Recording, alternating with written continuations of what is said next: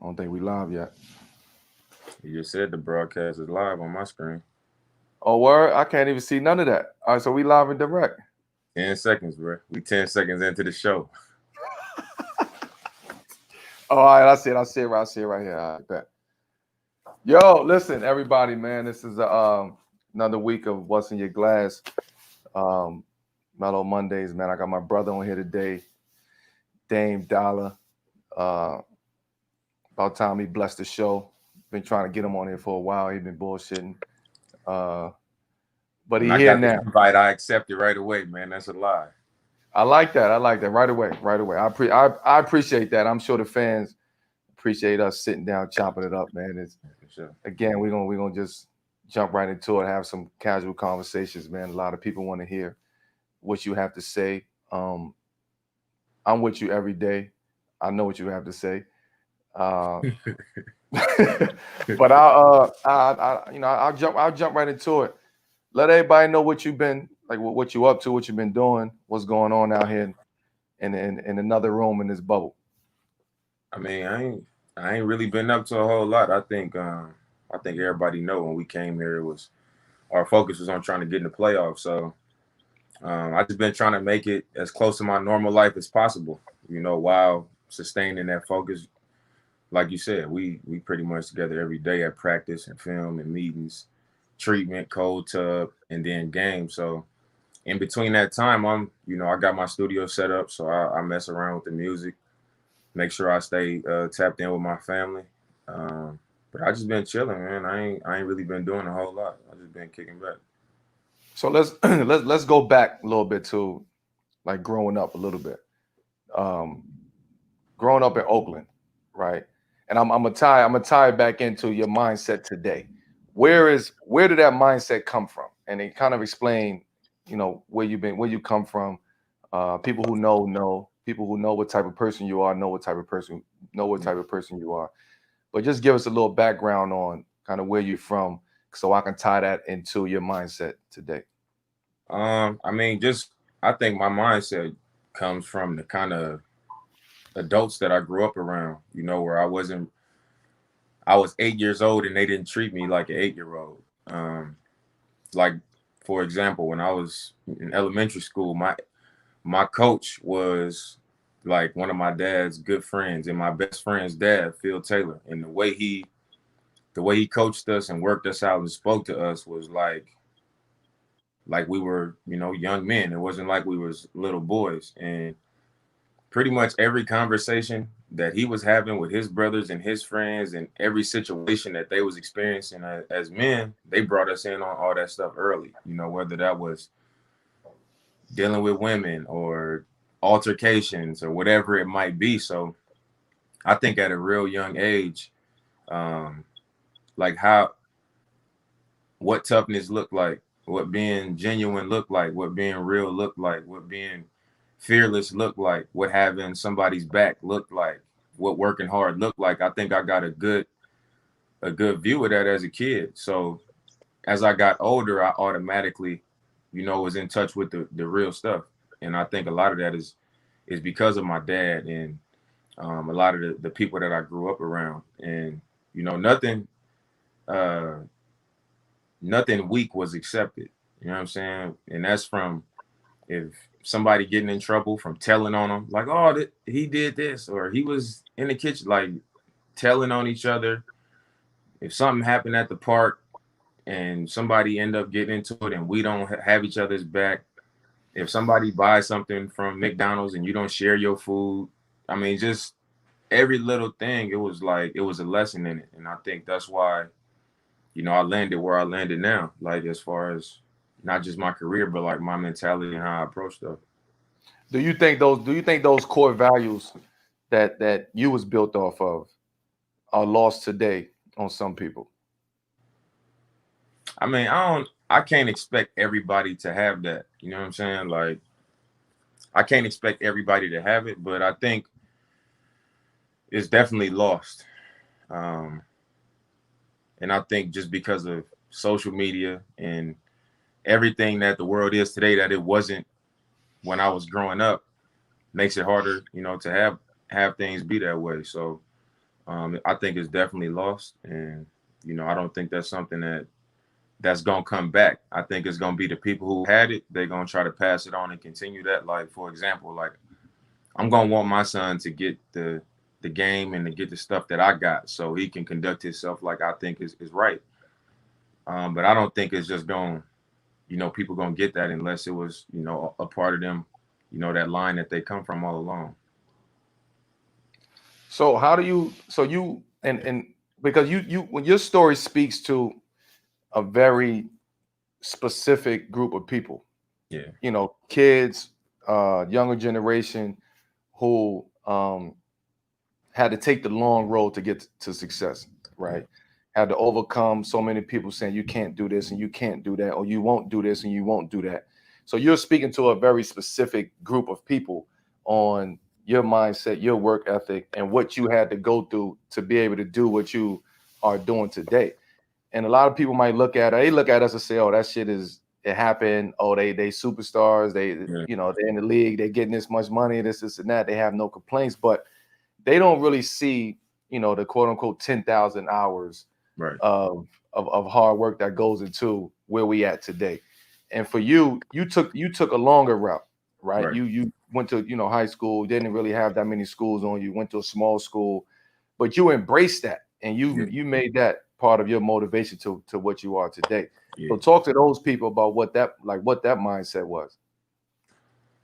I mean, my mindset was always to prove people wrong. I think that's something that's common um, amongst people who feel like they're being overlooked. I feel like going to 3 high schools, and my sophomore year I went to a private school, St. Joe's, where Jason Kidd went. And when I got there, I'm like, this where Jason Kidd went. I'm about to come here. I'm gonna be the next one after him. I got there, I ain't even play. You know what I'm saying? Like, I didn't even get on the court my sophomore year in high school. And I think it was something inside of me that goes back to what I was telling you about the people I grew up around. That was like, I had enough belief in myself and enough confidence in myself to where I was like, this can't be how it's supposed to go. So I ended up going to a third high school. And when I got there, I was back in that natural habitat. It was like public school. I was with all my friends. So it might seem like it was a worse situation because the school district wasn't as good. There was a lot more, I guess, negative shit going on around, like on the school campus and stuff like that. But it was more natural for me, and my grades got better. I was hooping with all my best friends. But I think what it came down to is um, that real belief that I had in myself and refusing to be denied. I didn't really listen to a whole lot of what people had to say that was negative. I just be like, nah, that ain't right. Like, I don't believe that. Um, and I would also do everything in my power to give myself the best chance to succeed, like training and working out. And sometimes I work myself out. Sometimes I'll be going to Lake Merritt in Oakland, running, on my own and just doing everything that I could. And I felt like doing that, I was gonna get some type of result. So I mean, I got to my senior year in high school before I committed to Weber State. I got there, and it was like the same shit all over again. I got to Weber, and I thought I was doing something, getting a scholarship, and I'm like, I ain't even starting. Like, when I got on campus, I was like, damn, I ain't starting. I ain't at North Carolina. I'm at Weber. Right. Like, so then that was like another thing where it was like, I gotta keep working. I gotta figure it out. And even then, I was like, it ain't supposed to be like this. I'm telling myself this over and over and over. It ain't supposed to be like this. I'm supposed to be starting.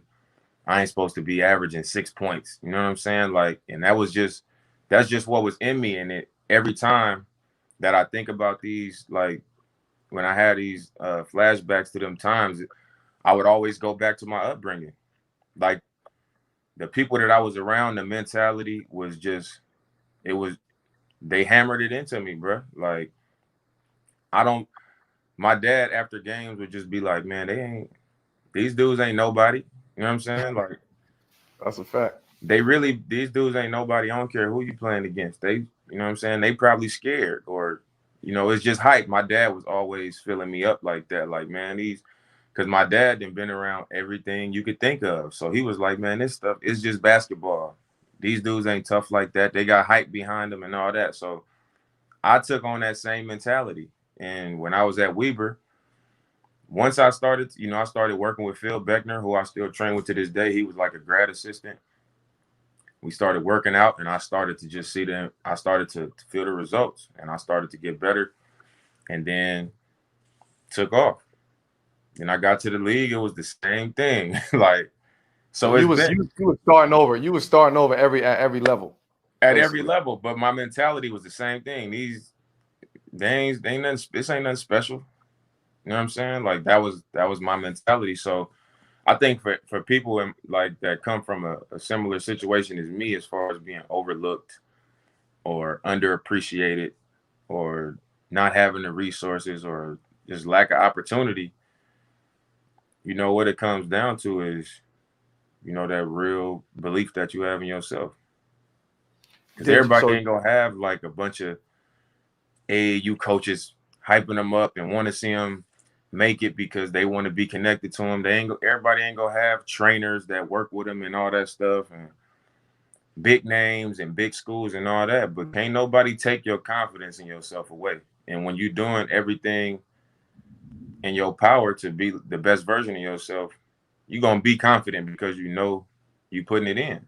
You doing everything to give yourself a chance. And I think that's what as a player, what I've been built on. So when something like the other night happened, I missed some free throws, I'm gonna be pissed off at myself, but it ain't gonna break me because the confidence is built in. I done been through it for years and years and years and in worse situations. So I mean, that's what it takes. Those moments happen.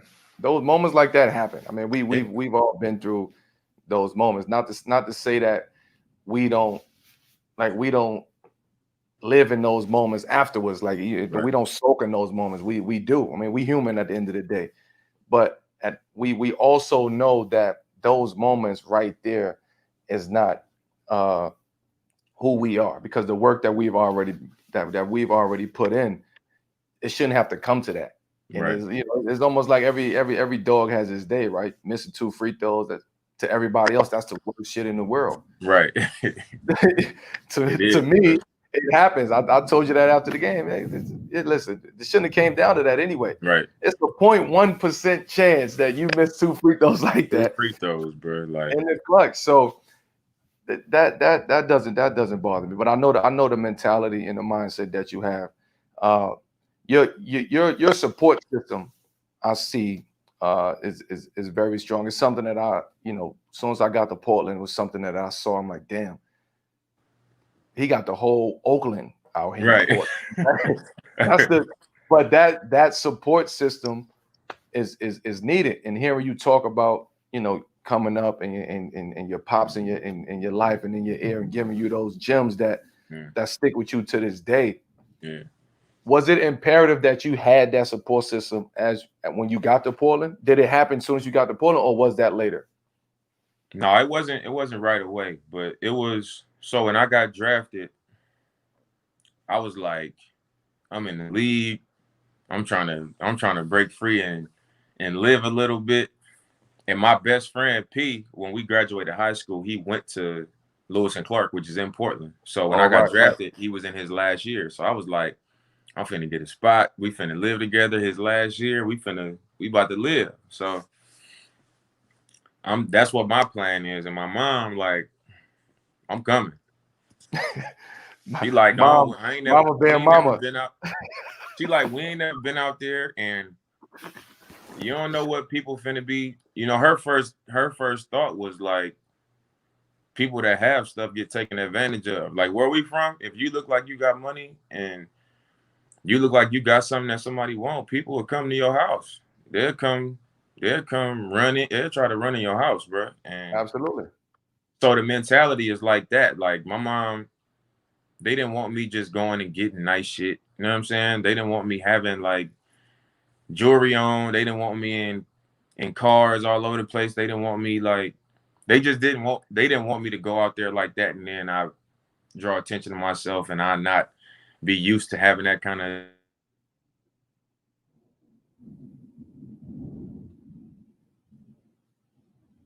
it was like, I just think she was like, no, I gotta be on top of it. So moms came. My sister was going into the ninth grade, so she came. So then it ended up being me, my mom, and my sister, and my boy P was living out there. So it was just us four the first year, and then my brother, who was he was having like some legal troubles and stuff. But then once he came home, he came to Portland, and then one of my cousins moved to Portland, and then another one moved to Portland, and then everybody. It was like before I knew it, we was maybe I say like 4 years. By my fourth year in Portland, I'm like, I look around, my girl living in Portland now. We 20 deep. But the one thing I say about it that make it like the support of it all so special is like I'm not responsible for 20 people's lives. You know what I'm saying? And I think Right. that's another thing that goes back to how we was raised is like you don't lean on people. You don't come expecting somebody to take care of your responsibilities and do all these things. So I got all this family around me and they supporting me to the highest power. But they all work. You know what I mean? Like they all get up and go to work every day and we stay tapped in with each other. We make sure we spend time with each other. And like what I do in Portland is like the bright spot. You know what I mean? That's like the big deal for us. But our family is kind of carrying on like we always have. Everybody Right. they go home to their own family. They get up, they go to work, and on Saturday or like Thanksgiving, when you came for Thanksgiving, all my family had come to Portland, and we just everybody ain't like let's go to your house and all that. Everybody come to mom's house, and that's the kicking spot. Like we carry on like usual, but you know everybody just super proud that I'm here. You know what I'm saying? Like that's so it's a big part of why I'm so comfortable in Portland and why it really worked for me. Um, you know, it's cool, bro. What? Let's jump into something else. So you just did the. By the way, Dame is a cover athlete. One of the cover athletes for 2K. That's 2K20, right? 21. I don't 21. I don't even know what year we in. What's going on? Man, 2K bro. 2K21. Congratulations on that, by the way. Appreciate it, bro. I told you that already. My son said he get the early copy. I got Uh, you, bro. I'm that's a making whole sure I nother could get the early copy, bro. that's a whole nother subject. Man, Let's talk about your input, your creativity on that project, because it's not just you being a cover athlete.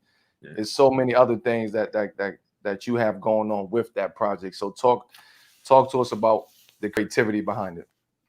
So, I mean,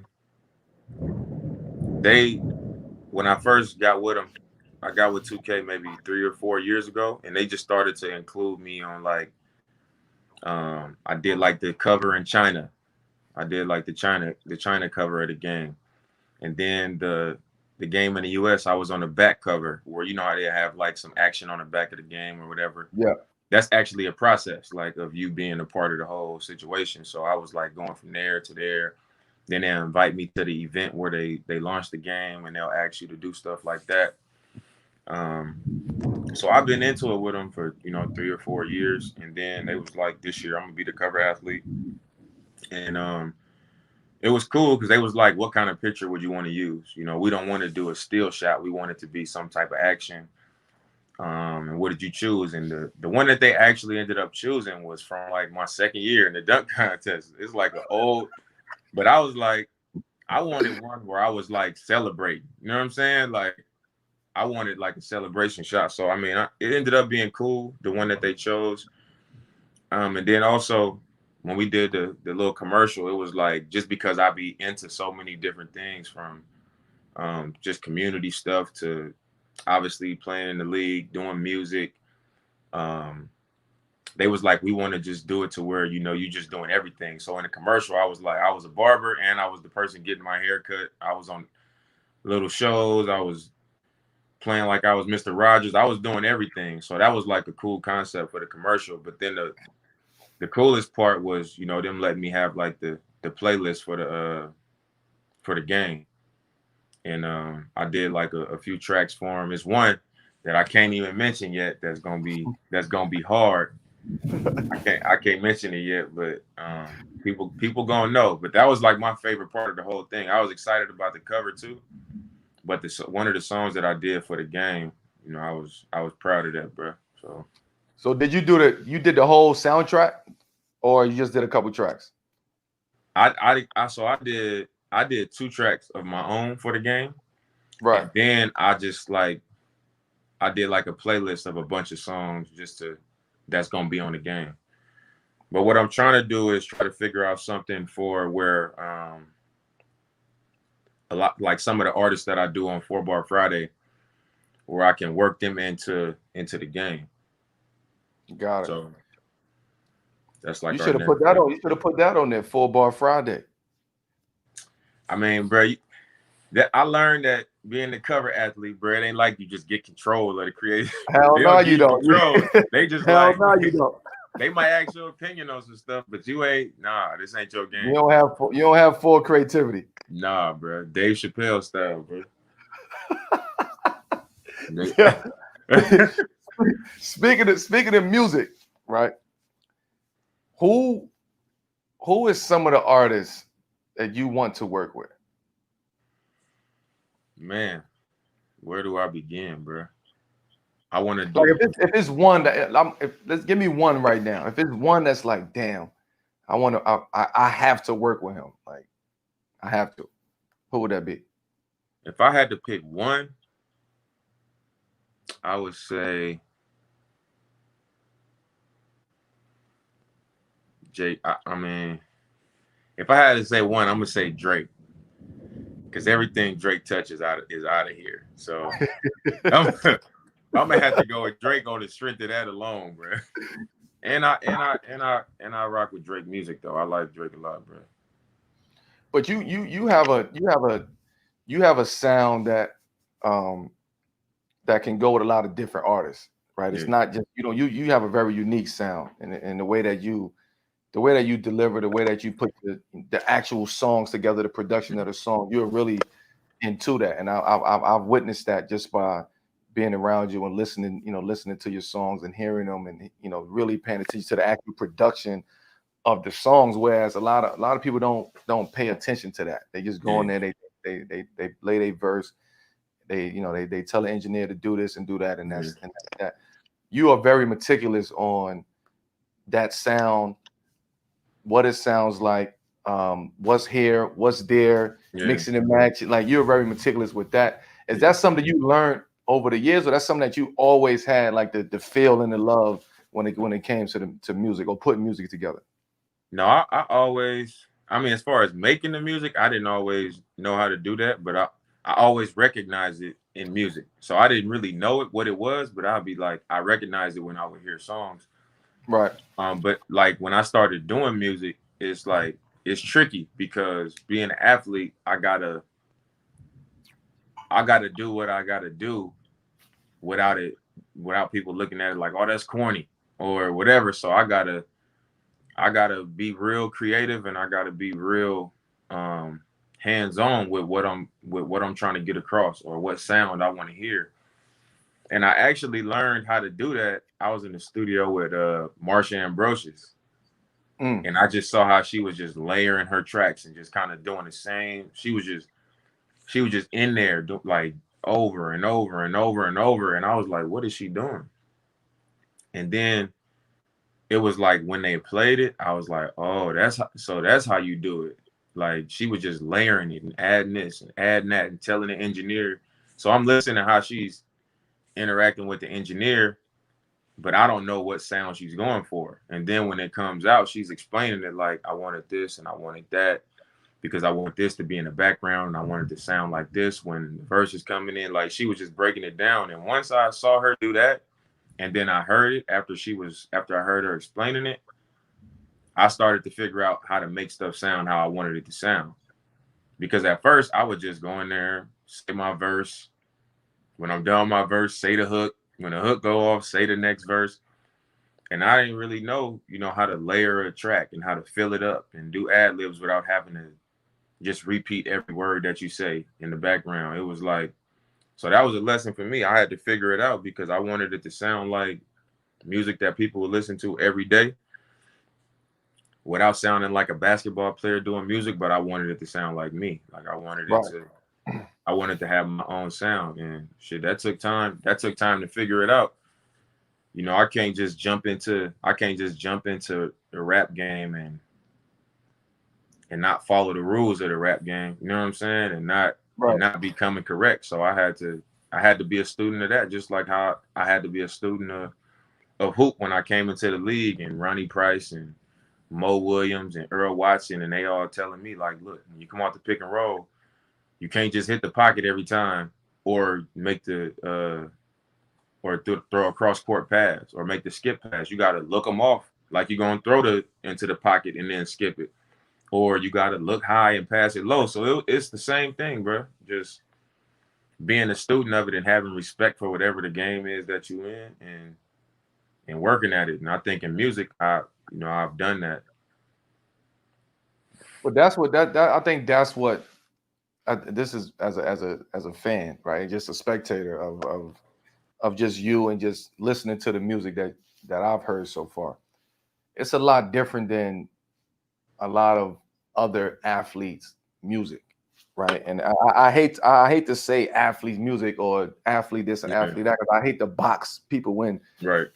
into one lane and just keep them in there. But you are like honestly, you do a very good job at your music, and you can tell by listening to your music the amount of time you spend on making sure that everything is right, making sure that the Right. production is right, making sure that this sound is right, making sure that the listener is hearing this in the background and hearing this note or hearing this sound. Like a lot of quote unquote basketball players or athletes don't take the time to study the game like that. They Yeah. just see it. They see the game. Oh, I'm about to go ahead and just lay a verse. I'm about to just say some shit, talk some shit, see what happens. Just throw it. Give me a live beat, and No, for real. that's not who you are at the end of the day. But that carries over, right? That carries over to the game of basketball at the Yeah. same time because you do the same thing. You like again. You said they told you don't hit that pocket pass every time. Yeah. Look them off. Look up, pass low. Yeah. Like that's the same thing that I see is very consistent across who you are as a person. And a lot of people don't have that. Yeah. No, I think part of that too is being willing to learn, bro. Like I didn't had, so far this is my 8th year. I'm a 5-time All-Star. So when we get you on the team, like in the game, if you like something simple, like come off the sideline because I'm gonna listen to what you got to say, cause shit, you might be able to tell me something that I'm not recognizing. Right. And I'm not looking at it like you trying to tell me to do something or whatever. I'm looking at it like this another way I could take advantage of the other team. Right. Let me listen. When Terry say something, I'm like, so I'm taking in whatever people say to me, like, how can I add this? Like, how can I make this a weapon for me? So just not being above like somebody telling you something or being above some criticism is the same thing. Like when I do, for example, when I do music, I'll send that shit to J. Cole. I've been trying to do a song with him forever, and he just like, when the time is right, like we'll do it, but it gotta be the right one. So I send him anything that I think is hard like that. I'll be like, yeah, he gonna fuck with this one. I send it to him, and he'll be like, when the time is right. So I'm not offended when he not just like, oh, I'm jumping on that. You know what I'm saying? Because when I send it to him, I want to know this the one. I send it to Common, like I send it to Wayne. I send it, you know what I'm saying? I send it to people who I know they not gonna fuck around with it if they don't really feel like it's hard. So I'm gonna get the truth out of that, and they gonna give me some direction. So, and they do that. So like, same thing with like YB and Corday. That's my partner. Big Like shout out. he done brought me on the stage at one of his shows, let me perform and everything. But I just sent him a couple tracks, and he'd be like, nah, that don't really motivate me. You know what I'm saying? Like that production ain't really my style or whatever. I'll be like, cool, let's figure it out. But like, that's what type of time that I'm always on, bro. Like, if I'm gonna do something, I'm not gonna have step. I'm trying to figure it out. I want to do it right, and I want to do that shit good. And But that goes back to what we talked about earlier. The core values that you was brought up on. Yeah. It take precedent over a lot of things today, even though that Yeah. you was taught that as a Long as a time young ago. age, right? So a lot of people won't be as willing and open minded to take that advice from other people, right? Because they might feel like, oh shit, I know what I'm doing. Like Yeah. he ain't gonna tell me how to do what I want to do. Like it's Right. you know you got ego and pride comes into play when it comes to Right. that. So a lot of people don't handle situations like that. Most people don't handle situations like that, which is why you are who you are. I'll say let me ask you something crazy though. No, it ain't nothing crazy. What's the difference between Dame and Dollar? Dame. How can I say it? So Dolla, I would say, is like me in every form of myself. Like the reason I came up with that name is because like I recognize the difference in me from a lot of people that are my peers, or a lot of people who are in position that I'm in. Like I don't feel like it's a lot of people who are, for one, like I feel like I'm a great basketball player. I feel like I'm a really good rapper. I think I'm a really good friend. I'm a really good brother. You know what I'm Right. saying? I know in my heart I'm a genuine person, bro. I do stuff the right way. I work hard. I don't take advantage of nobody. And then with all those things, like I'm really from the neighborhood, bro. Like I've really been around everything you could think of. You know what I'm saying? Like I've been connected to a lot of things that somebody in my position have not been connected to. I know about stuff that a lot of people don't know about. And I know that and I embrace that. You know what I'm saying? So that's why I feel like different on levels the Lord allowed is super necessary, bro, because I didn't make me this way. I didn't give myself like I didn't give myself the environment I grew up in and the people and the parents that I have and the kind of family friends that I have. I didn't give myself that, bro. This was written for me. And a lot of people don't have that. Like playing with another like special guard and wanting to see him do his thing and not hating. You know what I'm saying? Like bringing, like even you coming to our team, people was like, man, Melo coming. And I was like, bro, I love Melo. They doing him wrong. I want to see, like I told you last night, I'm happy to be a part of your story. Like people don't have that, bro. And No, not at all. I Not at all. recognize what I have, bro, and all of the things that I just mentioned. And I would say maybe like 5 or 6 years ago, I started embracing it even more. You know what I'm saying? Like I was like, bro, this ain't no normal situation. My brother tell me all the time, but I'm like, you know what? He right, bro. I gotta step into that, bro, because people don't have that. So like, I think that's who Dollar is, like me in all Right. forms and like everything that I am. And I think Dame or Damian, that's who, that's who the world, that's who the world knows, bro. That's like roll call at school. I walk into class and the teacher like Damian Lillard, and I'm like here. So Right. like, how many of those classmates really know me? They just know if they hear That Damian you is. Lillard, they're gonna be able to point me out.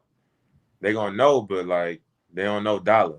That's why they call me when they see like if you see me out, you're gonna be like, hey Dollar, something, something, something.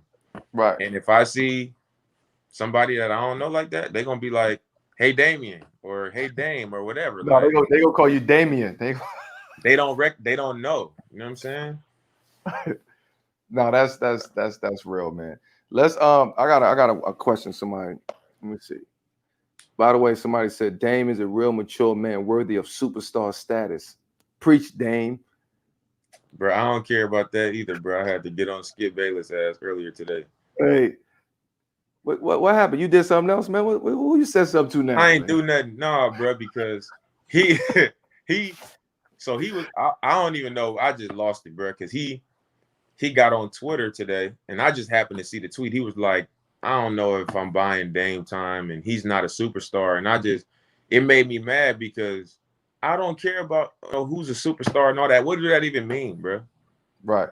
What does it even We mean? just had this conversation the other day, bro. Yeah, like what does it mean when y'all say this guy's a superstar or this guy's not a superstar? Like, what's the criteria for that? Like, what is the criteria for being a superstar? Is it how popular you are? Is it like, because if you win a championship, you're a champion.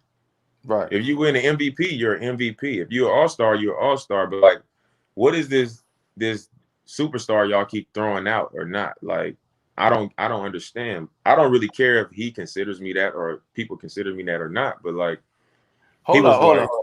Not to cut you off. Where have I been at? When is all of this going down? It was today, bro. So I just saw the tweet and I basically told him, I was like, bro, I don't believe in nothing about you. You a clown, basically. And then I was just like, you the same person who I had a private conversation with, and he backpedaled the whole time, bro. He didn't stand on nothing that he said when we was on the phone. He just was like, I could just really make him look bad right now, but I ain't gonna do that. But he backpedaled the whole time, bro, on the phone. But why would you expect anything else from that? You know what I mean? Like, I didn't expect. I wouldn't even say I expected anything different. But I said one thing on Twitter, like way back when I was like, I'm not playing if we can't make the playoffs. And somebody else said, I was entitled or spoiled or whatever. And I went in on him like, bruh, shut up, whatever. Don't stop speaking on me. And then I was like, Skip, we can talk if he want to talk. So he seeked out my number and called me. And when he called me, I was just like, bro, I don't know you like that. Like, you don't owe me no explanation. I don't know you. Stop speaking on me incorrect. Like, for your ratings or whatever. And he just backed out on some, I'm depressed.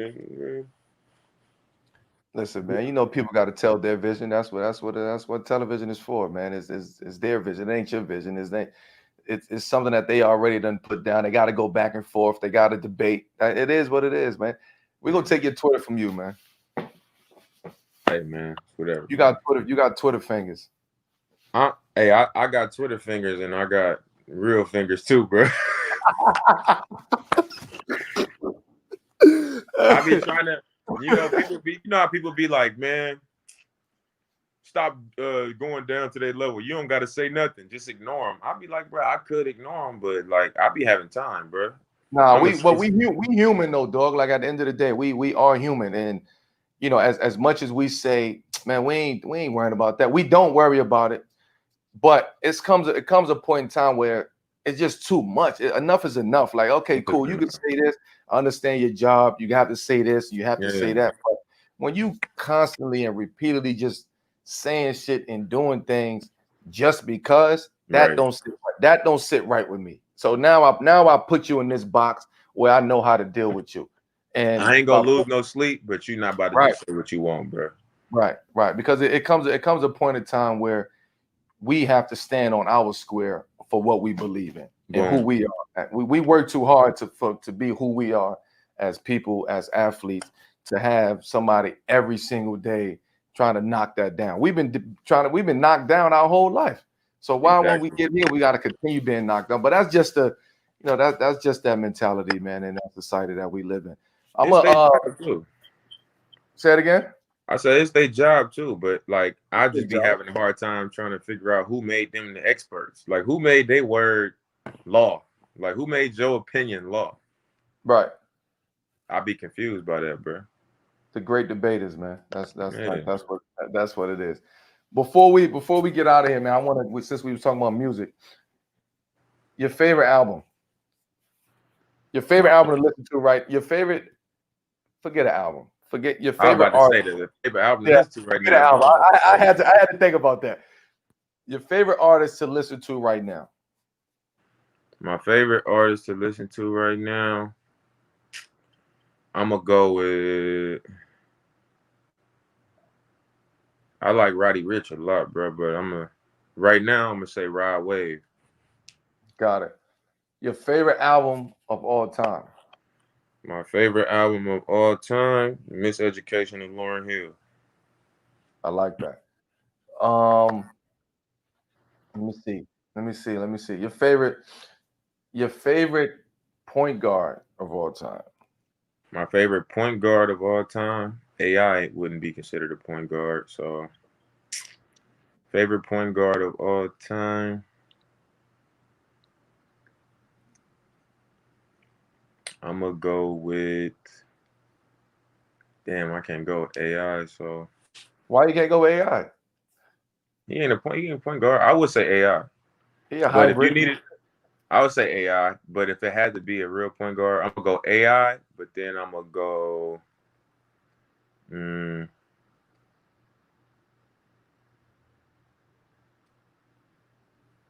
I'm gonna just go with AI. I like too many point guards, bro. Like my favorite point guards was like Nick Van Exel, Gilbert Arenas, um, Mahmoud Abdul Rauf. Like I like them type of dudes, bro. Like Problem. um, Stephon Marbury. Them was like players that I liked as a kid. That's Right. who I was like.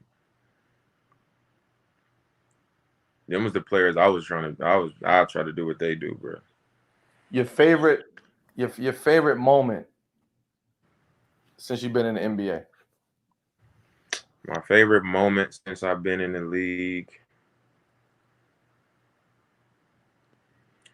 My first game playing in Oakland. We played the Warriors. I had 37. It was Now, crazy. The whole arena was cheering for me, the bro. game? Was it the game, or was it just the? Was it you had? Was it because you had 37, or was it just everything that came along with your first game being back, being home, family, friends, live and direct, like It was first game at home? it was everything about it. Like I remember I had never played there before. Like we played like a scrimmage there when I was in high school, but when we got on the bus, we pulled into the parking lot, and I remember when you know how the bus at the Oracle used to back into the tunnel, Right. and we was backing into the tunnel, and you know how I'd be fans out there waiting. We was backing into the tunnel, bro. I saw like 5 or 6 of my cousins out there, like people I went to high school. They was all out there. Like game was like 7 o'clock. It was probably 5 barely. I mean, it was like I see my cousins out there, and not even my cousins that I left tickets for. You know, the distant cousins, just people you Right. know. Like You I home. see, I see, yeah, I see all them out there. I'm like, people really coming out. Like they really fuck with the fact that I'm in the league. So we back into the tunnel.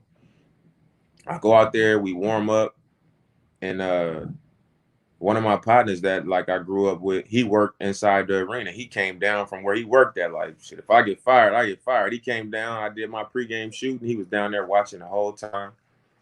And then when we came out to warm up, everybody was there early. Like I just saw, bro, at least 400 people. Like it seemed like everywhere I looked, it was like like one of my high school games or something. I knew everybody. So we start off, we get beat, and I had like 6 points at the half. And we come out, we was down by like 15, and I hit like 12 shots straight. I ran off like 30 straight. We came all the way back. We ended up losing, but like the crowd was going crazy. It was like they was cheering for us, bro. And then after the game, I came out. I wonder if somebody got a picture, bro. It was literally 200 people, bro. It was like all the way to the top. They were just out there waiting. And then we stayed over, so that made it even better. My cousin was having his baby shower after the game. It was just like one of them moments that it was like, damn, I'm really here. Like That's a moment. That's a moment that uh that you would never forget. yeah, for Never sure. ever forget. And I'm glad you picked a moment like that to be your favorite moment uh since you've been in the league. But we're gonna wrap it up, man. I appreciate you jumping on, man. You Mellow Mondays, what's in your glass, man. I usually have the guests close out with something that they want to talk, something that they want to say to whether the younger generation or just people out there on just the state that we in right now, and as a community, as a Black community, and as a society. So if you want to close it with a couple words, you got the floor. I mean, I would just say to the Black community and just Black people in general, man, we got to show each other a lot more love and support. You know, I notice everybody's trying to do their thing. Everybody trying to figure out, you know, figure their way through life and how they gonna find some success. And I just think we could do a lot better job supporting each other. You know, I know now everybody's like, you know, how can I support this Black-owned clothing line, and how can I do this, and how can I do that? Which is a great thing, but I think we could, you know, we could do a lot better at that, bro. Just showing each other love and support and believing in each other and giving. But even us, that's, you know, that's a lot more successful, giving other people an opportunity to, you know, to level up like we have. Instead of looking at them like, oh, they ain't got it together, and I don't know if they can do that. You know what I'm saying? Like, obviously, you ain't gonna be able to stick your neck out and do stuff for everybody, but we gotta love on each other more, support each other way more, man. So There you have it. That was Damian. Was that Damian or Dolla? nah, man, that was Dolla, man. That was Dolla. All right. There you go, man. Damian would have been like, have a great day. Have a great day. Game tomorrow, 6:30 p.m. Eastern. Hey, man, Dolla just spoke, man. One of the realest. Somebody I like to call my brother, man. A real, true, genuine friend. Somebody that I'll get in the bunker with any night. I appreciate you, Dame. Get some rest. I need another 50 ball from you tomorrow, champ. Hey, man. I'm about to drink these 8 bottles of water. It's on tomorrow, bro. You damn right. I appreciate you, champ. All right, bro. All right, baby.